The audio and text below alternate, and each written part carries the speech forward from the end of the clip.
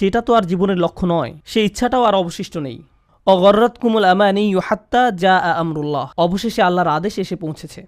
বিশ্বাসীদের মতে এটাই ছিল তার জীবন। মুমিনরা বলবে এটাই তার জীবন, যারা তাদের ঈমান হারিয়ে ফেলেছিল, যেটা শুরু হয়েছিল আপাতদৃষ্টিতে একটা ছোট পদক্ষেপ থেকে, অসৎসঙ্গ, এবং সেখান থেকে এটা একটা অটোমেটিক ডাউনওয়ার্ড স্পাইরাল সিঁড়ি, শুধুই নিচের দিকে নেমে যাওয়া।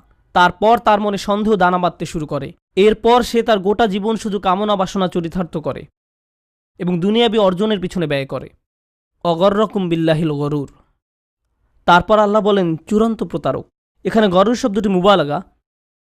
চূড়ান্ত প্রতারক যে সফলভাবে তোমাদের প্রতারিত করে। সেদিন ঈমানদাররা দেয়ালের অপর পাশের মুনাফিকদের এটাই বলবে।